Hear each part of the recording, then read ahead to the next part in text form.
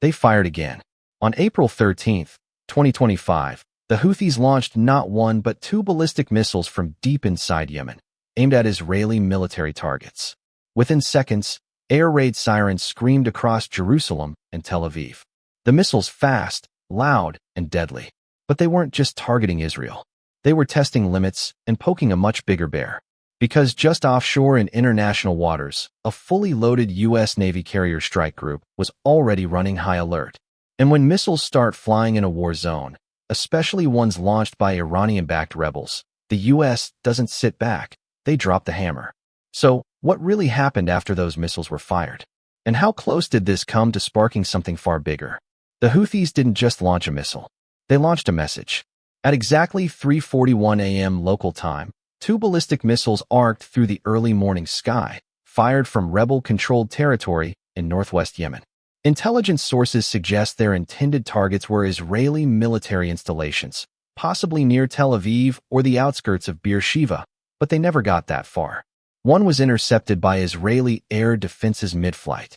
The second broke apart over the southern West Bank, raining down metal debris over Hebron. No casualties this time, but the timing was no accident. The attack came just hours after a joint U.S.-Israeli intelligence briefing warned of increased Iranian activity across proxy networks, including Houthi missile stockpiles being repositioned in Sada and Houthi. For years, the Houthis have claimed that they're fighting a defensive war against Saudi and Israeli influence, but their capabilities tell a different story. These aren't glorified bottle rockets. They're Iranian-supplied ballistic missiles. Think the Burkhan 2H, a 100-kilometer range solid-fueled beast capable of carrying a half-ton warhead designed to sow chaos far beyond Yemen's borders. And this isn't the first time they've tried it. Back in 2021, they fired similar missiles toward Riyadh. In late 2023, the UAE was targeted. But hitting Israel, that's a whole new level of escalation. And while Israel scrambled jets and launched interceptors, another player quietly activated. Just 400 nautical miles away, the USS Dwight D. Eisenhower Carrier Strike Group was patrolling the Red Sea. Multiple destroyers, including the USS Gravely and USS Leon, were already tracking the launch. They didn't engage. This wasn't their airspace. But the message was clear. The region had just lit a fuse. Because once ballistic missiles start flying, no one assumes they're stopping at one. The U.S. doesn't operate in wait-and-see mode in these waters. Not after what's happened this past year. The Houthis have already attacked commercial shipping, fired on Saudi oil facilities, and tested drones against U.S. destroyers. They're not just a local militia anymore. They're a destabilizing force with long-range weapons and zero hesitation. This particular strike may not have killed anyone, but it broke the pattern. It showed the Houthis were willing to target deeper, farther, and with more precision than ever before. And that makes them more dangerous than ever. So, what happens when an unstable rebel group fires strategic missiles in a hot zone patrolled by the world's most powerful navy? Simple. Everything tightens. Sensors come alive, silos unlock, and sailors across the strike group drop whatever they're doing. Because when one missile flies, others could follow. At the time of the Houthi launch, the USS Dwight D.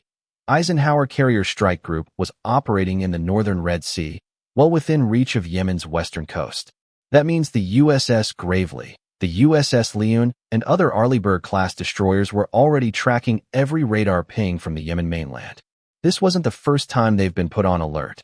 Back in January, the Houthis launched drone swarms and anti-ship missiles at international shipping groups in the el-Mandeb Strait. That incident triggered a direct U.S. retaliation.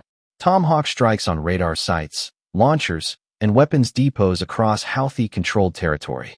Since then, U.S. vessels have been in a near-constant state of combat standby. So on April 13th, the alert wasn't a surprise. What made it different was where those missiles were headed. Missiles aimed at Israel, especially launched from Yemen, signal a serious regional escalation. And when you've got a carrier loaded with aircraft, hundreds of guided missiles, and over 5,000 personnel within range, you don't wait for confirmation of intent. You prepare for impact. Here's how it works. The Aegis combat system, the digital brain of the Navy's most advanced destroyers, immediately scanned for trajectory data. At the same time, E-2D advanced Hawkeye aircraft in the air began relaying intel back to the strike group. Airspace control was handed over to combat direction centers on board the Eisenhower, where operators coordinated air patrols, adjusted flight schedules, and scrambled intercept-capable fighters like the F/A-18E Super Hornet. And below deck, it's all business. You better believe it. Crews run drills. Damage control teams get in gear. Everyone knows their station. No one's panicking, but no one's relaxing either. According to multiple naval sources, the Eisenhower Group was not targeted directly, but officials aren't taking any chances. It's also worth noting that U.S. Navy ships in the area have rules of engagement that allow for defensive action the moment that a threat is detected. No need to wait for permission if something's inbound. So while Israeli interceptors lit up the night sky over Tel Aviv, American destroyers sat fully powered radars hot with launch tubes ready. But the big question was, would the U.S. actually fire back? After years of threats from the Houthis and multiple attacks on commercial and military targets in the Red Sea, the U.S. wasn't exactly in a forgiving mood. And that changes everything. According to military analysts and satellite imagery, two B-1B Lancer bombers out of Diego Garcia were quietly repositioned. That same night, CENTCOM confirmed a defensive airstrike on a Houthi radar installation believed to have played a role in the missile launch.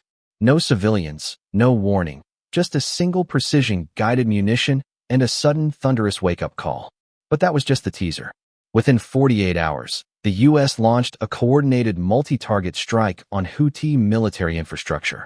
This included suspected missile depots, command and control hubs, and air defense systems near Hodeidah.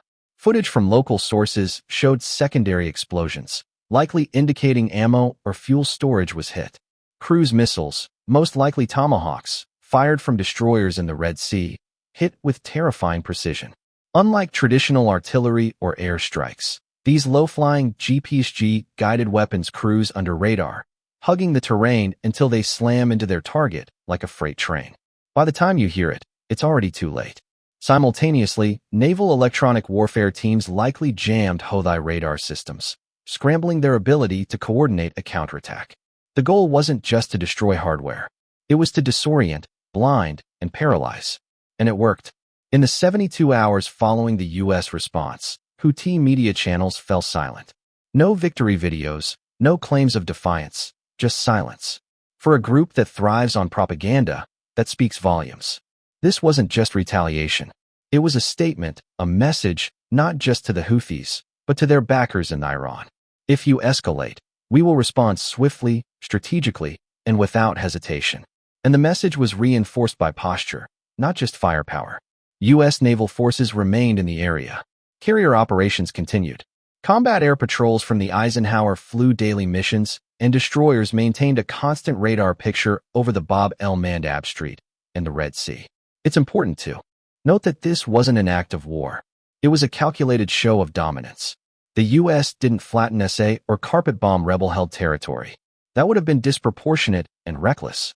But by taking out key assets with surgical precision, they sent a clear message. We see you. We're ready. And next time we won't be so polite. For months, Houthi leaders have been testing limits, hitting tankers, threatening allies, flexing Iranian hardware like trophies. They pushed and pushed and pushed again. This time they got hit back hard. But now the question becomes, is that enough? What do you think? Was the U.S. response strong enough to stop future attacks? Or should they have hit even harder? Drop your thoughts below. The Houthis did learn something the hard way, though. U.S. military power doesn't just come from firepower. It comes from systems that can see, think, and strike before a threat even gets close. Let's break it down here. When missiles are launched, whether from land, air, or sea, the first line of defense is detection. For the U.S. Navy, that job falls on the Aegis combat system, a computerized battle management platform that's like mission control for everything in the sky. It operates through the ASBM-1DV radar, a phased array beast that can scan hundreds of miles in all directions, tracking more than 100 targets simultaneously. So when the Houthis launched their two little ballistic missiles on April 13th, ships like the USS Gravely and USS Leon didn't wait to see impact. They already knew the trajectories before the missiles even hit peak altitude. If one of those threats had been heading for the carrier group, the response would have been fast, brutal, and layered. The first layer would have been the SM-6 and SM-2 surface-to-air missiles. These aren't your average point defense weapons. The standard missile family is built to shoot down high-speed, high-altitude threats, including aircraft, cruise missiles, and ballistic missiles fired from the vertical launch system cells aboard the Arleigh Burke-class destroyers. These missiles use active radar homing and can engage targets 150 miles away. But what if something slips through? Then you get to the close-in fight. Enter CRAM, a hybrid system that combines the Phalanx radar and fire control with the rolling airframe missile or RAM launcher. It's designed to destroy threats at short range fast. It tracks, locks, and fires autonomously. You don't push a button. The system is the button. If a missile somehow gets past all of that, and that's a big F, then there's still the SE-WIS close-in weapon systems, also known as R2-D2, of the warships. It's a 20mm Gatling gun that spits out 45,000 rounds per minute, creating a literal wall of tungsten in front of incoming threats. Think of it as the Navy's last word. But let's not forget the eyes in the sky. Above the carrier strike coupe, E-2D Hawkeyes patrol with their massive rotating radars, feeding live data to every ship in the sea. Further out, MQ-9 Reapers and Global Hawks offer persistent surveillance, tracking launchers, movement, and signatures that suggest something's about to go down. All of these systems are stitched together into a single integrated picture. From radar operators on deck to strike planners in command centers thousands of miles away. It's called network-centric warfare, and it means that the U.S. doesn't just react to threats. It can anticipate them. And when retaliation is needed, that's when the Tomahawk comes into play. Fired from destroyers or submarines, the Tomahawk land attack missile or TAM can fly over 1,000 miles, change course mid-flight, and slam into its target with pinpoint accuracy. It can even loiter before striking or waiting for confirmation that the right person or facility is in place. In Yemen, that meant command centers got leveled before the next missile could even be wheeled out of the bunker. And here's the kicker. All of this happens fast. From detection to launch, to interception, sometimes under 60 seconds. This isn't science fiction, baby. This is what keeps carrier strike groups safe in waters where chaos can come from any direction. So the next time someone fires a missile at a U.S. ally or dares to test the world's most advanced naval force, they're not just gambling with retaliation. They're gambling against a machine that doesn't blink. Missiles might be fast, but intelligence is faster. Even before a single launch flare lit up the skies over Yemen, the U.S. was already watching, not from a single source, but from a vast global web of surveillance, data, and alliances that together form the backbone of modern warfare. Let's start with satellites. High above the Middle East, SPIRS, or the U.S. space-based infrared system, watches for heat signatures. The moment a ballistic missile is launched, even from a hidden site deep in the mountains, that heat plume is picked up instantly. Data streams to NORAD, to the Pentagon, and straight into the Combat Information Center on U.S. Navy ships in the region.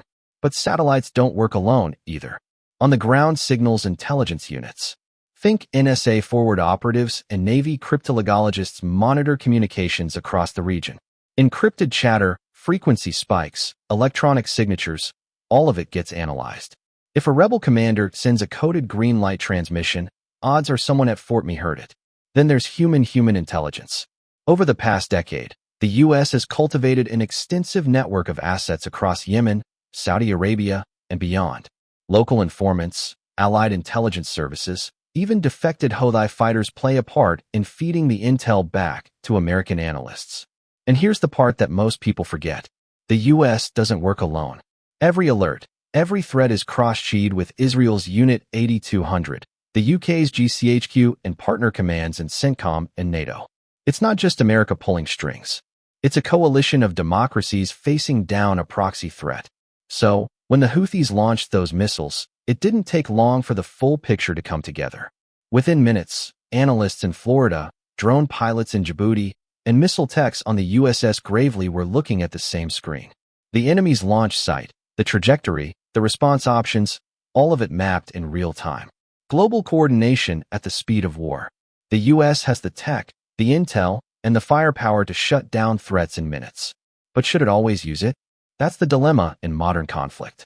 Just because you can strike doesn't mean you always should. The missiles have stopped for now, but everyone watching this knows the game isn't over. The Middle East doesn't cool down. It smolders. Since the April 13th attack, The U.S. has tightened patrols in the Red Sea, expanded aerial surveillance, and bolstered regional partnerships. Carrier flight operations continue around the clock. Drones remain in the air. Destroyers keep their launch tubes open.